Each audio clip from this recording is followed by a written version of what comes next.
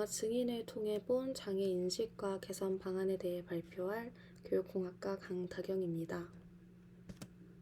오늘 이야기할 컨텐츠는 다음과 같습니다. 작품의 줄거리를 간단하게 살펴보고 작품의 선택 이유와 관련 경로를 소개해드리겠습니다. 다음으로는 작품에서의 장애에 대한 시선을 살펴본 후 장애 인식 개선 방안 한 가지를 제안해 보도록 하겠습니다. 영화 증인은 사회적 정의를 위해 변호를 하던 주인공 순호가 현실의 빚을 생각해 대형 로펌에서 일하게 되는데요. 로펌 대표의 추천으로 국선 변호 일을 맡게 되었는데 처음에는 유일한 목격자인 자폐 학생 지우의 증언에 신뢰를 갖지 않았지만 지우와 친분을 쌓으며 사건의 진실에 다가가게 됩니다. 이 영화를 선택한 이유는 자폐 스펙트럼 장애를 가진 학생이 주인공으로 나온다는 점에서 이유로 꼽았는데요. 특수교육학개론을 배우는 예비교사로서 특수학생이 나오는 영화를 본다는 것은 큰 의미가 있다고 생각하였습니다. 먼저 일반 학교를 다닌다는 점에서 학생들의 장애 인식에 대해서 알 수 있었고요. 또 예비교사로서 미리 볼 수 있는 학교 현장에 대한 현실을 알아볼 수 있었습니다. 또한 법정에서 증언을 한다는 점에서 사회적 시선을 알 수 있었습니다. 이 작품은 시리즈온, 티빙, 웨이브, 왓챠, 넷플릭스에서 관람하실 수 있습니다. 네, 영화 전개에 맞춰서 자폐 학생에 대한 영화 속 시선, 그리고 불편한 장면들로 인해 생길 수 있는 오해에 대해서 말씀드리겠습니다.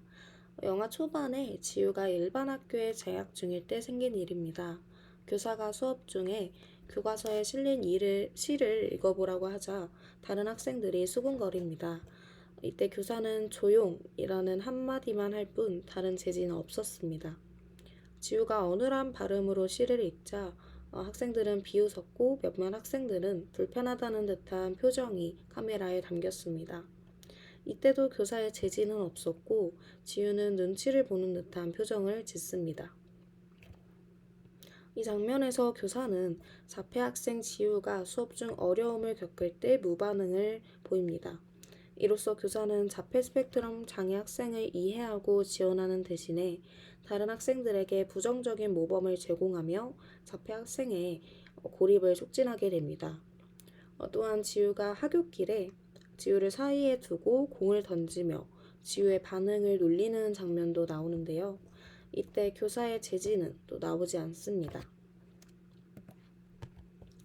이렇게 교사의 부정적인 모범을 보여줌으로써 옳고 그름을 따지지 못하는 어린 시청자가 이 장면을 본다면 아무런 제지를 하지 않는 교사를 보며 이런 행동이 허용이 되는구나 라고 생각할 수도 있습니다. 이는 실제 학교 현장까지 이어져서 장애 학생을 놀리고 또 괴롭힐 수도 있습니다. 또 장애 학생이 수업에서 참여할 때 일반 학생과 다르고 느리다는 이유로 한숨을 쉬거나 또 비웃는 등의 불편한 행동까지도 이어질 수 있겠습니다. 네, 두 번째로 제가 분석한 장면은 지우를 대하는 순호의 태도인데요. 변호사 순호는 지우의 어머니가 지우와 이야기를 할 틈을 주지 않자 학교에 찾아와 함께 하교를 하게 됩니다. 지우를 찾아온 변호사는 처음에 지우에게 말할 때는 크고 또박또박한 말투로 말을 하는 반면에 이 지우 옆에 있는 신혜, 지우의 친구입니다. 신혜에게는 평상시의 말투로 말을 합니다. 이는 시청자에게 잘못된 편견을 심어줄 수 있습니다. 자폐 스펙트럼 장애인에게는 항상 특별한 말투가 필요하다는 잘못된 생각을 불러일으킬 수 있기 때문입니다. 자폐 스펙트럼 장애와 청력은 아무런 관계가 없지만 또박또박 말해야 알아들을 수 있다는 오해를 일으킬 수 있습니다. 실제로 자폐 스펙트럼 장애인을 만났을 때 자기 딴에는 배려한다고 생각해서 크고 또박또박한 말투로 계속해서 말을 할 수도 있겠습니다. 이는 과한 배려로 장애인 본인뿐만 아니라 장애인 가족이 충분히 불쾌감을 느낄 수도 있다고 생각합니다. 세 번째로 제가 뽑은 장면은 자폐 스펙트럼은 발작과 관련이 있는가에 대한 의문이 남았는데요. 신혜와 지우는 따라는 별명을 들으면서 학교 생활을 합니다. 어느 날 방과후 시간에 신혜가 지우 때문에 왕따를 당한다며 자신도 마셨으니 지우도 마시라고 벌레가 든 음료를 억지로 먹입니다. 지우가 이를 뱉어내자 신혜는 뺨을 때렸고요. 이후 순호가 지우를 발견하고 신혜는 친구가 아니라면서 괴롭히는 사람은 친구가 아니라고 말을 합니다. 이에 지우는 발작을 일으키고 응급실에 실려가게 됩니다. 또 영화 후반부에 1심 이후에 오미란이 증언을 했던 지우를 찾아가 협박을 하는데요. 이때도 지우가 놀라서 발작을 일으켜 입원까지 하게 됩니다. 사실 자폐 스펙트럼 장애 자체로는 발작을 유발하지 않습니다. 자폐 스펙트럼 장애는 주로 신경 발달에 관련된 장애로 소통 및 사회작용에 어려움과 반복적인 행동과 흥미사항, 감각 과민 등과의 관련이 있습니다. 하지만 이 영화에서는 자폐를 가진 지우가 여러 번의 발작을 하는 장면을 보여줍니다. 이는 시청자들이 보기에 자폐 스펙트럼 장애인은 발작을 자주 일으키는구나 라고 생각할 수 있겠습니다. 자폐인을 예측할 수 없고 폭력적인 존재이다 라고 편견을 키우고 자폐 스펙트럼 장애를 오인하게 만들 수 있겠습니다. 네 번째로는 자폐 스펙트럼 장애는 과연 정신병인가인데요. 1심 재판에 증인으로 참석하게 된 지우에게 재판 중 로펌 대표가 지우에게 자폐 스펙트럼 장애 이해라는 책의 한 구절을 읽도록 하였습니다. 자폐 스펙트럼 장애는 만성적인 신경정신 질환이다. 일반인은 손쉽게 다른 사람의 표정을 읽을 수 있고 행동의 의미를 해석할 수 있다. 반면 자폐 스펙트럼 장애인의 경우 다른 사람의 생각과 감정을 이해하는 데 어려움을 겪는다. 이 구절을 읽은 후 순호는 간단한 테스트를 진행합니다. 이를 통해 지우가 본 장면에 대한 증언의 효력을 없애려고 하였고 순호는 증인과 같은 정신병을 가지고 있는 사람이 라는 말을 하며 지우를 모욕하였습니다.